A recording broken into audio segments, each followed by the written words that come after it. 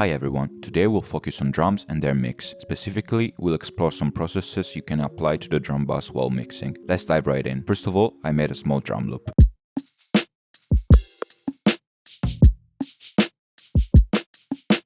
Next, I routed the individual sounds to the mixer, and after an initial phase focused purely on leveling, I selected them all like this and sent them to a new channel by clicking on Route to this track only. That's how I built my drum bass. One of the first and simplest techniques I want to cover is compression. In this case, I used Frequency Limiter, the stock plugin from FL Studio, set to compressor mode. First of all, what's the goal of this kind of compression? Is to glue the individual sounds together, aiming for a more cohesive overall sound. One thing to avoid is crashing the transients too much, which is why we use a slow attack, here around 30 milliseconds. As for the release, it should be set by ear, or if your plugin allows it, I recommend using an automatic release setting. Some plugins I recommend for this kind of process are FabFilter Pro C, Waves SSL Comp, and C-Tomics The Glue. A good free alternative is Buster SE by Analog Obsession.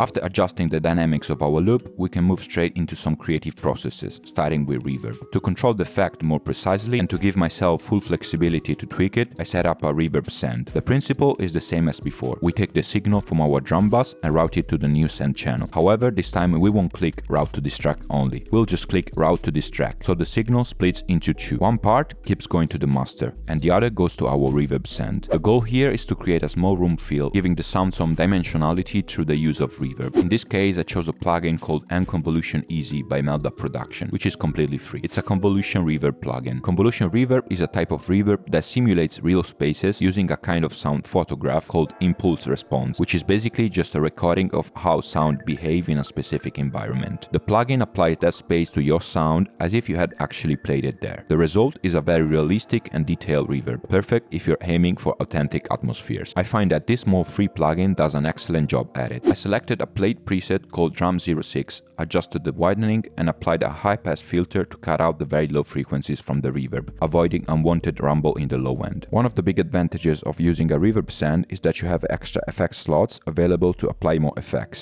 that will only affect the reverberated signal. In this case, I kept it simple and chose to damage the signal a bit using a free plugin from Aberrant DSP, Lo-Fi Oddity. All I did was turn up the tape knob slightly, which degrades and saturates the signal a little.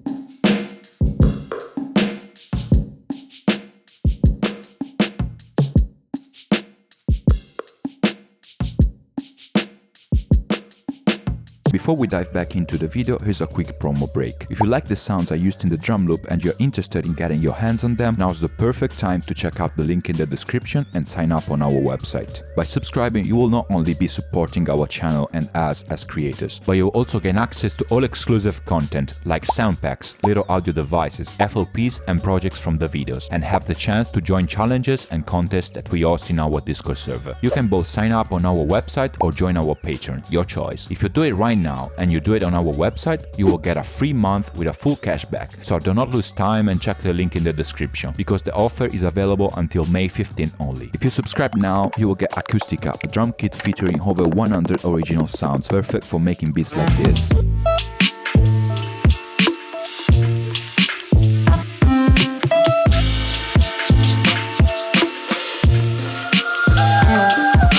Plus, you will also get access to the mysterious device that you saw in the intro, which I'll talk more about later in the video. So once again, hit the link in the description to sign up for Imago Merit and support what we are building. The next process I want to cover is a bit unconventional. It involves using an additional send where we'll apply the best plugin in history, Halftime. The goal of this step is to reinforce our groove by taking a copy of the signal and halving its tempo. I'll let you listen to what happens.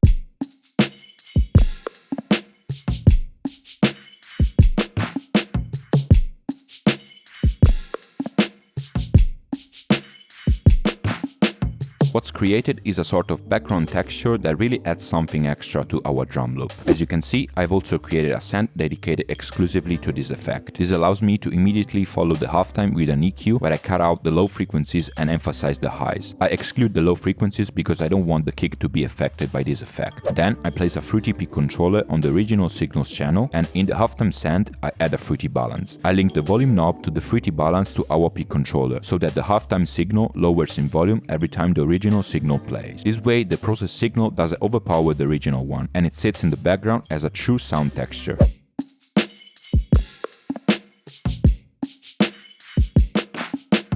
Lastly, I routed my drum bus along with the reverb send and the halftime send to a final bus. In this bus, we can process our drums definitively. For now, I will use it to cover the final technique, tuning. To make the explanation easier, I created a simple chord progression to accompany my drum loop.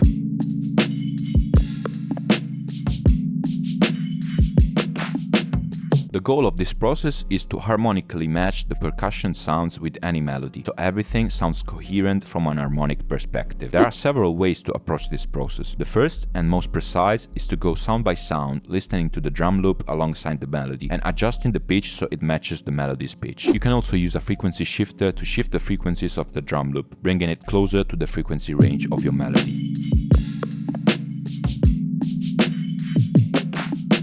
Alternatively, a more creative approach is to use resonances. This technique allows you to bring out a hidden melody from the drum loop, emphasizing frequencies that are already there, using narrow boosts on your EQ. We are not creating actual notes, but we are amplifying the existing harmonic peaks in the drum sounds to give the illusion of a melodic line. There are some things to watch out for in this technique. If you overdo the gain, you might create artifacts or unbalance the mix. It could sound harsh or artificial, so you want to boost the frequencies gently to keep the dynamics intact. And this technique works even better if your drum loop already has pitched percussions like toms, congas or musical cymbals. Since it can be really tedious to create our pitches by adjusting an EQ and searching for the notes, there are some tools that can really help us, such as Kilohertz Resonator, which is free and very effective, or Ableton Resonator, which also has a very natural sound and, when used in small doses, can really make a difference. However, if you use FL Studio and want to experiment with a somewhat quirky device designed for this purpose, you can play around with Drums Tenor, a patcher device that we created ourselves. Thanks to the central slider, it's possible to quickly search for and find the resonance that matches your melody, and using the three knobs, blend the original signal with the processed one.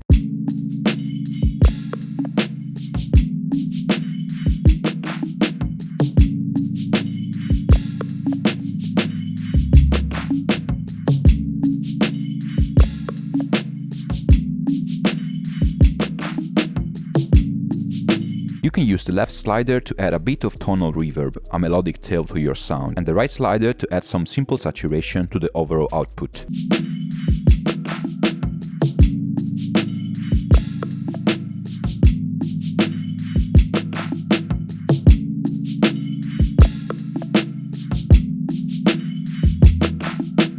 Finally, we added an extra button for, well, a bit of good old madness.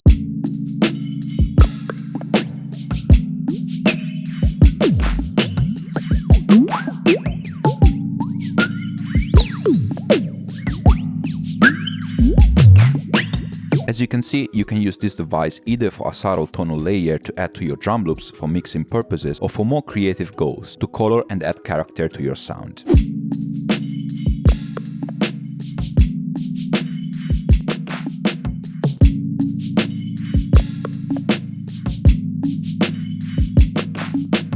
So, to sum it up, here is how the drum loop originally sounded, without any effects.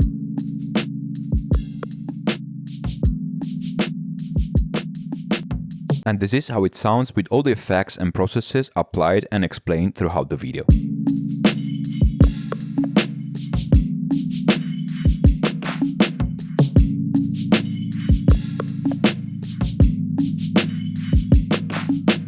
If you enjoyed the video and found the information useful, I invite you to subscribe and comment if you know any creative techniques to apply to drums during mixing. Once again, if you want to get the Drums Tenor device and the Acoustica pack, which includes over 100 sounds, visit the link in the description to sign up on our website and stay updated on our product releases. And with that being said, I will see you in the next one.